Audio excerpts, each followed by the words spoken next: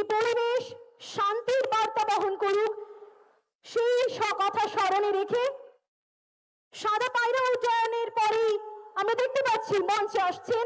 আপনাদের সকলকে উঠে দাঁড়িয়ে করতালির মাধ্যমে সসম্মানে সাদর আমন্ত্রণ জানাচ্ছি এই মুকুটমণিপুরের মঞ্চে পশ্চিমবঙ্গের মাননীয় মুখ্যমন্ত্রী শ্রী শুভেন্দু অধিকারী মহাশয়।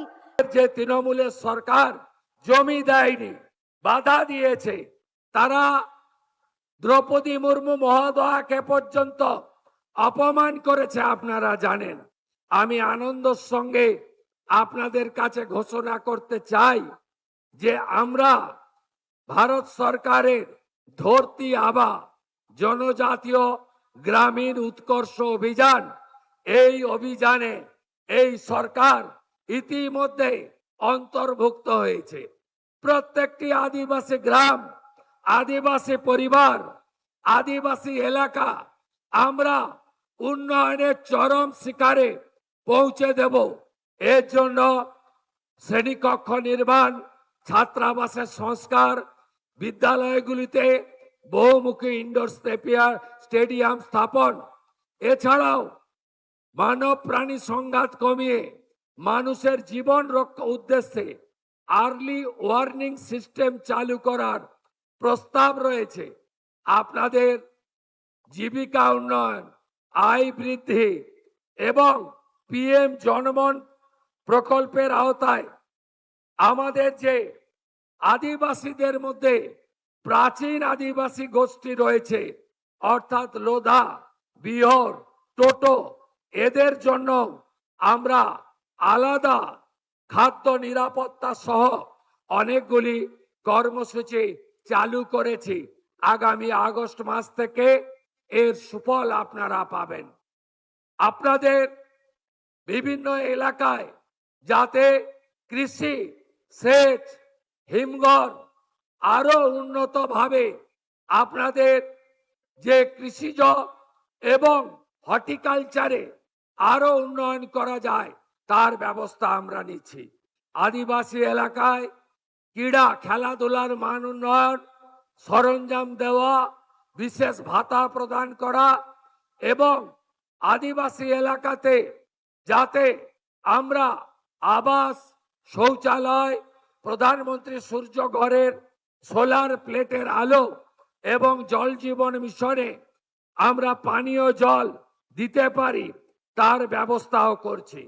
আপনাদের যে ভাতা রয়েছে জয় জোহার, তাতে অতিরিক্ত আরো 500 টাকা করে আপাতত আমরা বৃদ্ধি করেছি। পরবর্তীকালে এ বিষয়ে আরো আমরা উদ্যোগ গ্রহণ করব, আশ্বস্ত করতে চাই। আগামীকাল 1 জুলাই এই রাজ্যে 1,51,00,000 অন্নপূর্ণা যোজনায় আবেদন করেছিলেন। আমরা স্কুটিনি করে প্রায় 1,20,00,000-এর বেশি দিদি আর বোনের নামকে আমরা নথিভুক্ত করতে পেরেছি। এদেরকে আগামীকাল আমরা 3,000 করে টাকা অ্যাকাউন্টে ট্রান্সফার করব। 1,20,00,000 দিদি এবং বোন। এর মধ্যে আপনারা শুনলে খুশি হবেন, 5 লক্ষ আমাদের আদিবাসী দিদি এবং বোন আছে, 5 লক্ষ। তারা আগামীকাল 3,000 টাকা অ্যাকাউন্টে পাবেন। প্রতি মাসে তারা এই সরকারের তাদের অ্যাকাউন্টে পাঠাবে। লোকপ্রসাদ, শিল্পী ভাতা বৃদ্ধি সহ আপনাদের বিভিন্ন গাঁওতাগুলিকে আমাদের বাদ্যযন্ত্র এবং সাংস্কৃতিক চেতনাকে আরো এগিয়ে নিয়ে যাওয়ার জন্য আমরা উদ্যোগ গ্রহণ করেছি। আমরা আদিবাসী এলাকায় বিশেষ উন্নয়নের জন্য 350 কোটি টাকা আলাদা প্যাকেজ তৈরি করার জন্য মাননীয় মন্ত্রী ক্ষুদিরাম টুডুর দপ্তরকে দিয়েছি, যাতে তারা এই কাজটা করতে পারে। আমাদের আদিবাসী হোস্টেলগুলোতে যে ছাত্রছাত্রীরা থাকেন তাদের খাদ্য ভাতা 1800 টাকা বাড়িয়ে আমরা আগস্ট মাস থেকে আমরা 3300 টাকা করে তাদের খাদ্য ভাতা করব, এই সিদ্ধান্ত আমরা গ্রহণ করেছি। এই সরকার আদিবাসীদের কর্মসংস্থানও দিতে চায়।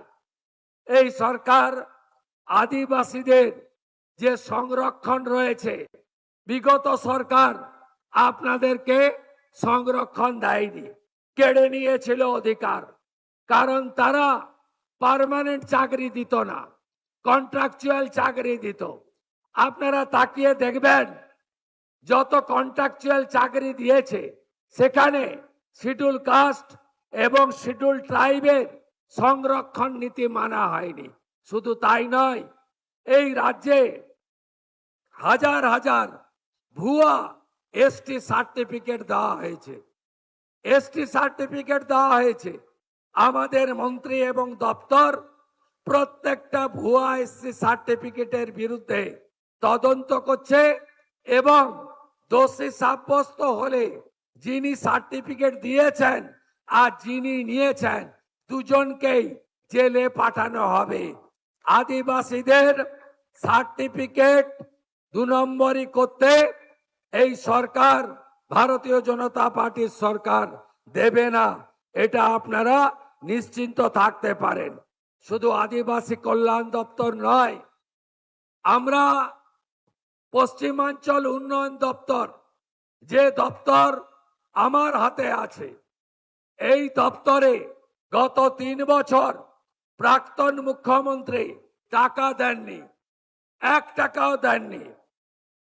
আপনি শুনলে অবাক হবেন, 25-26-এ মাত্র 6 কোটি টাকার কাজ হয়েছে এই 75টা ব্লকে, জঙ্গলমহলে।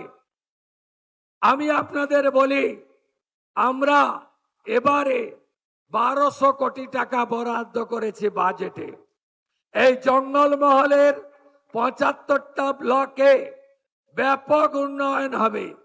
স্বাস্থ্য কেন্দ্র সাজাবো, জল পৌঁছে দেব, কমিউনিটি হল বানাবো এবং আমাদের বৃহত্তর পরিকল্পনা আছে। একদিকে জামশেদপুর ঝাড়খণ্ড শিল্পনগরী, আরেকদিকে দুর্গাপুর শিল্পনগরী। এই দুটোকে 200 কিলোমিটারের রাস্তায় যুক্ত করা যায়। এই সমগ্র এলাকা আমাদের পুরুলিয়া বাঁকুড়া, এই এলাকাকে আগামী দিনে আমরা আরো বেশি করে উন্নয়নের চরম শিখরে নিয়ে যাব। ঝাড়গ্রাম যেমন